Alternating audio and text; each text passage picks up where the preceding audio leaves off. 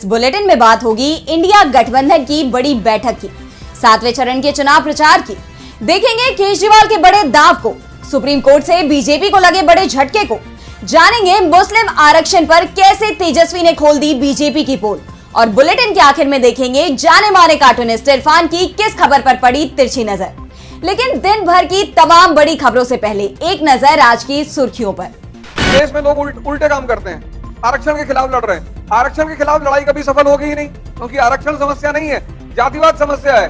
लोग आरक्षण के खिलाफ लड़ रहे हैं, तुम जातिवाद के खिलाफ लड़ो, आरक्षण खुद ब खुद खत्म हो जाएगा। जब जातिवाद ही नहीं रहेगा तो आरक्षण किस बेसिस पे रहेगा? पर तुम दोनों तरफ से मलाई खाना चाहते हो। तुम सोचते हो कि जाति की सर्वोच्चता भी बनी रहे, अहम ब्रह्मास्मि, और सोचते हो आरक्षण भी खत्म हो जाए। वो तो नहीं होगा ना, एक मलाई तो दूसरा तबका भी खाएगा ना। तो तुम तो एक मलाई खा ही रहे हो, अहम ब्रह्मास्मि, ब्राह्मण है हम, क्षत्रिय है हम, तो दूसरी मलाई वो खा रहे हैं। इसमें टेंशन काहे ले रहे हो? इसमें टेंशन लेने की क्या जरूरत है? दोनों तो नहीं मिलेगी, मिलेगी तो एक ही। चर्चित पुणे केस में कोर्ट ने 2 डॉक्टर और हॉस्पिटल के एक कर्मचारी को 30 मई तक भेजा पुलिस हिरासत में। डॉक्टर पर लगे हैं ब्लड सैंपल बदलने के आरोप। बिहार की पूर्व सीएम राबड़ी देवी ने पीएम मोदी को लेकर किया बड़ा दावा, जाने वाली है पीएम मोदी की कुर्सी, नहीं बनेगी इस बार एनडीए की सरकार। हिमाचल प्रदेश में मोदी सरकार पर जमकर बरसी प्रियंका गांधी, कहा अग्निवीर योजना लाकर बीजेपी ने किया है नौजवानों के मन में देशभक्ति की भावना पर प्रहार, इंडिया की सरकार बनते ही होगी अग्निवीर योजना रद्द।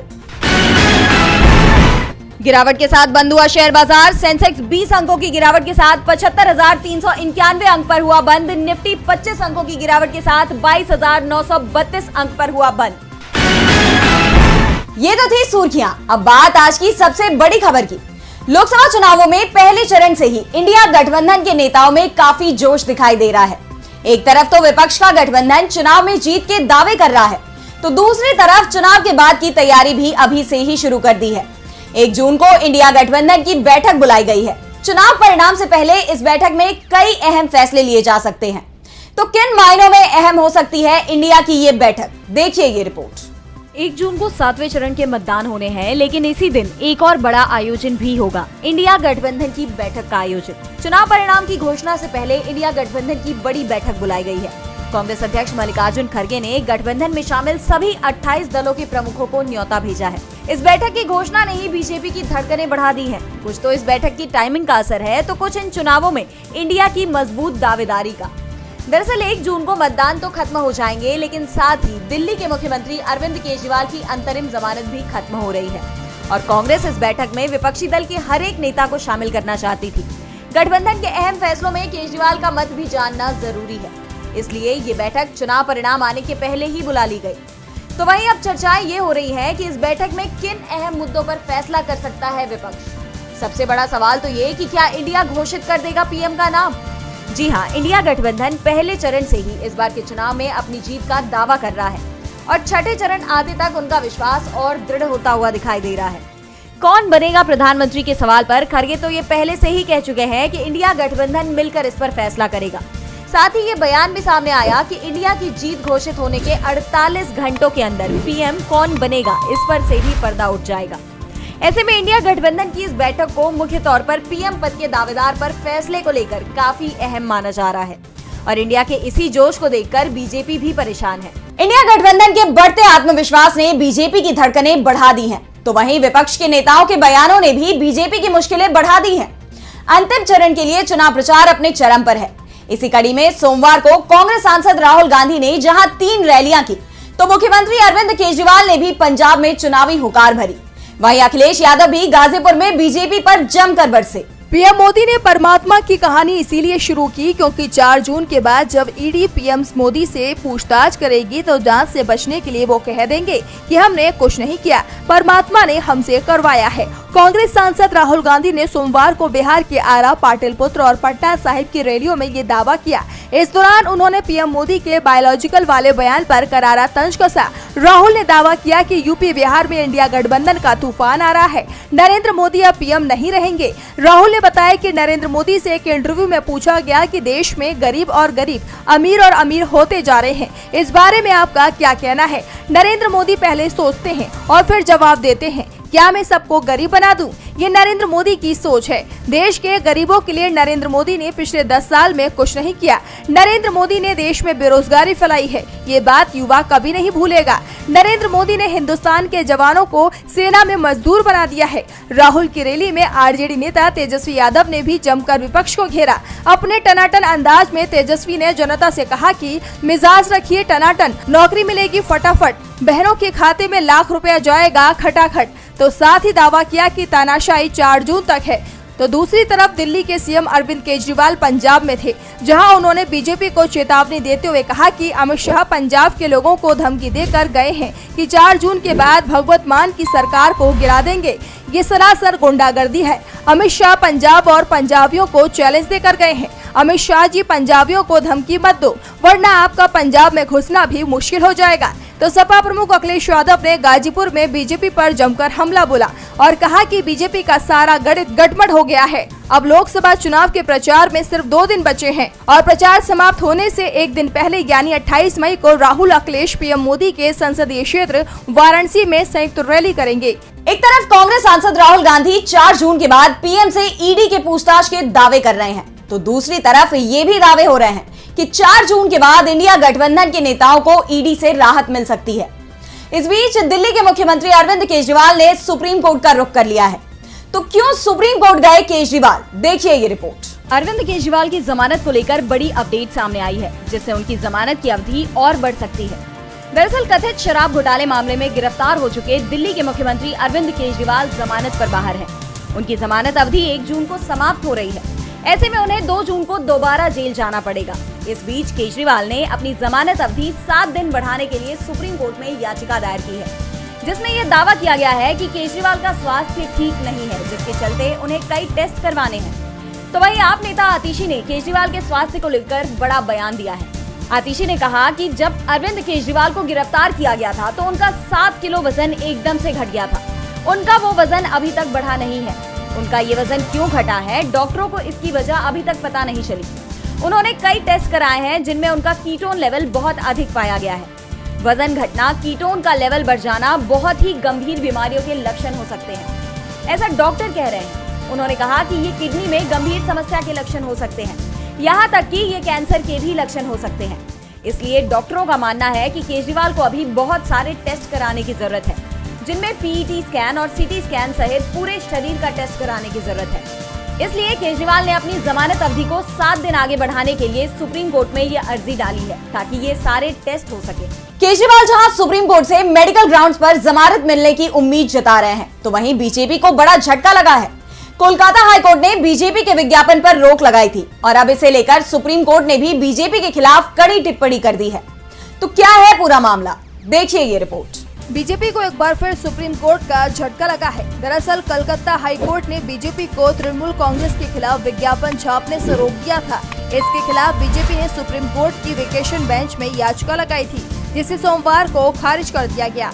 Justice JK. माहेश्वरी और जस्टिस के.वी. विश्वनाथन की बेंच ने कहा कि प्रथम दृष्टया ये समझ आता है कि विज्ञापन अपमानजनक था, हम याचिका खारिज करते हैं। बता दें कि 20 मई को कलकत्ता हाईकोर्ट की सिंगल जज बेंच ने एक आदेश में कहा था कि विज्ञापन अपमानजनक है और लोकसभा चुनाव की आचार संहिता का उल्लंघन करते हैं। इसके बाद 22 मई को हाईकोर्ट की डिवीजन बेंच ने कहा था कि वह सिंगल जज बेंच से पारित हुए अंतरिम आदेश के खिलाफ याचिका पर विचार करने के इच्छुक नहीं है। इसके बाद बीजेपी ने सुप्रीम कोर्ट में स्पेशल लीव पिटीशन लगाई थी। इस याचिका में 20 मई के अंतरिम आदेश के साथ हाई कोर्ट से पारित आदेश पर भी रोक लगाने की मांग की गई है। बीजेपी ने डिवीजन बेंच के समक्ष इंट्रा कोर्ट अपील लगाई थी। इसमें दावा किया गया था कि सिंगल जज बेंच ने बिना कोई सुनवाई किए आदेश पारित कर दिया था। सुप्रीम कोर्ट में दी गई अपनी याचिका में बीजेपी ने कहा था कि हाईकोर्ट के डिवीजन बेंच को इस बात पर विचार करना चाहिए था कि पार्टी की बात सुनी नहीं गई और सिंगल जज ने केवल एक पक्ष पर रोक लगा दी। बीजेपी ने कहा कि ये सामने लाना जरूरी है कि हाईकोर्ट ने जो राहत टीएमसी को दी है वह उसकी अपील में नहीं थी। उनकी अपील केवल चुनाव आयोग को कानून के अनुसार कदम उठाने का निर्देश देने वाले अंतरिम आदेश तक ही सीमित थी। याचिका में ये भी दावा किया गया कि सिंगल जज ने आचार संहिता उल्लंघन के आधार पर रोक लगाकर गलती की। उन्होंने ये नहीं देखा कि मामला चुनाव आयोग में है, जिसके पास आचार संहिता उल्लंघन करने वाली पार्टी के खिलाफ कार्रवाई करने का अधिकार है। सुप्रीम कोर्ट में जहां बीजेपी को करारी हार मिल गई है, कोर्ट ने उसके विज्ञापनों पर रोक हटाने से इनकार कर दिया है, तो वहीं तेजस्वी के बड़े खुलासे ने भी बीजेपी की नींद उड़ा दी है। जहां बीजेपी लगातार विपक्ष पर केवल मुस्लिमों को आरक्षण देने की बात कहकर जनता के बीच भेदभाव का माहौल बनाने में लगी हुई है, तो वहीं आरजेडी नेता तेजस्वी यादव ने बीजेपी के इन दावों की पोल खोलकर उसे ही सवालों के घेरे में खड़ा कर दिया है। देखिए ये रिपोर्ट। इस बार लोकसभा चुनावों में एक मामला है जो सबसे ज्यादा गरमाया हुआ है, वो है मुस्लिम आरक्षण। मुस्लिम आरक्षण को लेकर जहां सत्ताधारी पार्टी बीजेपी ये भ्रम फैलाने में जुटी हुई है। खुद पीएम मोदी दावा कर रहे हैं कि कांग्रेस वाले दलित और ओबीसी हक छीनकर केवल मुसलमानों को दे देंगे और मुसलमान आपका मंगलसूत्र छीनकर ले जाएंगे। आपकी 2 भैंसों में से 1 भैंस मुसलमान को दे देंगे। और अभी हाल ही में प्रधानमंत्री ने कहा कि मैं एससी, एसटी और ओबीसी के अधिकारों को लूटने और उन्हें मुसलमानों को देने की इंडिया गठबंधन की योजनाओं को विफल कर दूंगा। तो वहीं पीएम के इन बयानों पर तेजस्वी यादव ने बड़ा दावा करते हुए एक लिस्ट जारी करते हुए गुजरात में मुसलमानों को दिए जा रहे आरक्षण की सूची दी है। तेजस्वी यादव ने इस लिस्ट को जारी कर लिखा है कि ये मुस्लिम ओबीसी जातियों की केंद्रीय सूची है जिन्हें गुजरात में पिछड़े वर्ग में आरक्षण मिलता है। हाँ, उसी गुजरात में जहां नरेंद्र मोदी जी 13 वर्षों तक सीएम रहे हैं। ये जानकारी प्रधानमंत्री के साथ साथ गोदी मीडिया के अज्ञानियों के लिए भी है जो केवल व्हाट्सएप ज्ञान के आधार पर आजकल न्यूज पढ़ते हैं, इंटरव्यू करते हैं तथा भ्रम, नफरत एवं अफवाह फैलाते हैं। ये लोग नहीं जानते कि हमारे संविधान में आरक्षण का आधार धर्म नहीं बल्कि सामाजिक पिछड़ापन है। बता दें कि तेजस्वी यादव की जारी ये लिस्ट इंडिया गठबंधन पर लग रहे आरक्षण छीनने के आरोपों का जवाब है। गुजरात की मुस्लिम आरक्षण लिस्ट जारी कर तेजस्वी ने ये बताने की कोशिश की कि वो देश को बताना चाहते हैं कि आरक्षण धर्म के आधार पर नहीं है बल्कि सामाजिक पिछड़ेपन के आधार पर है। अगर धर्म के आधार पर है तो फिर ये आरक्षण गुजरात के मुसलमानों को कैसे मिल रहा है? दरअसल बीजेपी की तमाम रैलियों में ये आरोप लगाया जा रहा है कि इंडिया गठबंधन की सरकार बनी तो ओबीसी का आरक्षण छीनकर मुस्लिमों को दे दिया जाएगा। तेजस्वी ने साफ कर दिया है कि भारत में आरक्षण धर्म नहीं सामाजिक पिछड़ेपन के आधार पर है, जिसके बाद चुनाव में बीजेपी का मुस्लिम आरक्षण वाला दांव फेल होता हुआ दिखाई दे रहा है। तो वहीं पंजाब में भी उसकी दाल गलती हुई नजर नहीं आ रही। पंजाब में किसानों ने बीजेपी के खिलाफ अपना विरोध तेज कर दिया है। बीजेपी नेताओं का राज्य में प्रचार करना भी मुश्किल हो गया है। देखिए ये रिपोर्ट। 7वें और अंतिम चरण में पंजाब की सभी 13 लोकसभा सीटों पर मतदान होना है, इसलिए राज्य में सभी प्रमुख राजनीतिक दलों के स्टार प्रचारकों का तांता लगा हुआ है। एक तरफ जहां आप प्रमुख और दिल्ली के मुख्यमंत्री अरविंद केजरीवाल पंजाब की जनता से सभी 13 सीटों पर आपको जिताने की अपील कर रहे हैं, तो वहीं बीजेपी के लिए तो राज्य के ग्रामीण क्षेत्रों में प्रचार करना ही मुश्किल हो गया है। चुनाव से पहले किसानों के गुस्से का अंबार बीजेपी पर फूट गया है। 24 मई को पीएम मोदी ने पंजाब में रैली की तो किसान सड़कों पर बैठ गए। बीजेपी समर्थकों का रास्ता रोक लिया। पुलिस की सख्त तैनाती के बावजूद किसानों का गुस्सा शांत नहीं पड़ा। उन्होंने पुतले फूके। आज भी ये किसान शंभू बॉर्डर पर डटे हुए हैं। ना तो बीजेपी सरकार पर उनका गुस्सा शांत हो रहा है और ना ही इस तपती धूप में उनका हौसला टूट रहा है, बल्कि अंतिम चरण के मतदान से पहले किसानों का विरोध और तेज होता नजर आ रहा है। किसानों ने अपील की है कि लोग किसी भी पार्टी को वोट दे दें लेकिन बीजेपी को ना दें। भारतीय किसान यूनियन बहरामके के अध्यक्ष बलवंत सिंह ने कहा कि किसान मोर्चा अपील करता है कि बीजेपी का कोई प्रत्याशी अगर आपके गांव में प्रचार करने पहुंचे तो उसका विरोध करिए और बाहर का रास्ता दिखा दीजिए। बीते दिनों राजस्थान के मुख्यमंत्री भजनलाल बठिंडा के महराज गांव में प्रचार करने पहुंचे थे, लेकिन किसानों ने उनका भी विरोध किया, जिसके बाद उन्हें अपने आगे के सारे प्रोग्राम कैंसिल करने पड़े। तो वहीं दिख गांव में तो उन्हें घुसने भी नहीं दिया गया। किसानों के गुस्से को देखते हुए बीजेपी के लिए ये चुनाव आसान नजर नहीं आ रहे। पंजाब में खासकर बीजेपी की दाल गलनी मुश्किल लग रही है। पंजाब में किसानों का विरोध बीजेपी के लिए कड़ी चुनौती बन गया है। तो कर्नाटक सेक्स स्कैंडल मामले में बड़ा अपडेट सामने आया है। मामले में आरोपी और एनडीए प्रत्याशी प्रज्वल रेवन्ना ने माफी मांगी है, जिसके बाद बीजेपी भी घिरती हुई नजर आ रही है। देखिए ये रिपोर्ट। कर्नाटक सेक्स स्कैंडल मामले में आरोपी प्रज्वल रेवन्ना को लेकर बड़ी अपडेट सामने आ रही है। एक तरफ राज्य में अब महिलाओं ने प्रज्वल के खिलाफ मोर्चा खोल दिया है। कर्नाटक के अलग अलग कोने से महिला एक्टिविस्ट 30 मई को विरोध प्रदर्शन करेंगी। महिलाओं ने प्रज्वल की गिरफ्तारी की मांग करते हुए हसन चलो मार्च का ऐलान कर दिया है। तो वहीं 31 मई को प्रज्वल एसआईटी के सामने पेश होंगे। उन्होंने खुद वीडियो जारी कर ये बयान दिया है। और बुलेटिन के आखिर में देखेंगे जाने माने कार्टूनिस्ट इरफान की किस खबर पर पड़ी तिरछी नजर। और जेडीएस प्रमुख एसडी देवगौड़ा ने अपने पोते और सेक्स स्कैंडल में आरोपी प्रज्वल रेवन्ना को चेतावनी दी थी कि वो भारत लौट आए और जांच का सामना करें।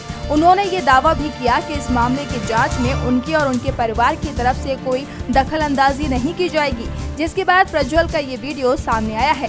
वीडियो में प्रज्वल ने अपने परिवारजनों से माफी भी मांगी है। प्रज्वल ने कहा कि विदेश में मेरे ठिकाने के बारे में उचित जानकारी नहीं देने के लिए मैं अपने परिवार के सदस्यों और अपने पार्टी कार्यकर्ताओं से माफी मांगता हूं। बताते चलें कि 26 अप्रैल को हासन की सीट पर मतदान हुआ था। प्रज्वल यहां से एनडीए प्रत्याशी व मौजूदा सांसद है। मतदान से पहले आपत्तिजनक वीडियो सामने आए और जब तक ये मामला तूल पकड़ता प्रज्वल जर्मनी भाग गए थे, जिसके बाद मोदी सरकार पर प्रज्वल को विदेश भगाने के आरोप लग रहे थे। मुख्यमंत्री सिद्धरामैया ने पीएम मोदी को मामले में 2 चिट्ठियां भी लिखी। प्रज्वल का डिप्लोमेटिक पासपोर्ट रद्द करने की मांग भी की गई। बहरहाल अब 31 मई को मामले में नया मोड़ आने की संभावना जताई जा रही है। और बुलेटिन के आखिर में देखते हैं जाने माने कार्टूनिस्ट इरफान की किस खबर पर पड़ी तिरछी नजर।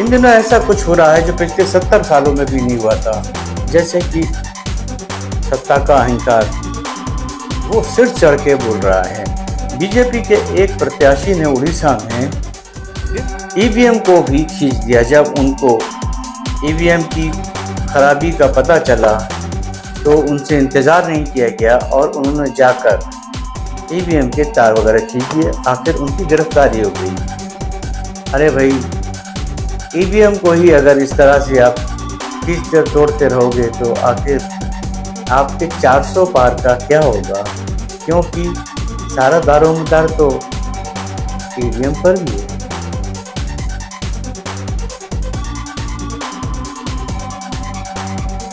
आज सोशल मीडिया से लेकर आपके चलते फिरते जीवन में भी पत्रकारिता के बुरे दौर की चर्चा होती है, क्योंकि जिन लोगों पर सूचना देने की जिम्मेदारी है वो आपके लिए नहीं बल्कि कॉरपोरेट और सरकारों को फायदा पहुंचाने में लग गए हैं। विज्ञापन मॉडल को खारिज कर आप इस बीमारी को दूर कर सकते हैं और अपने नारे को बुलंद कीजिए। मेरे खर्च पर आजाद है खबरें।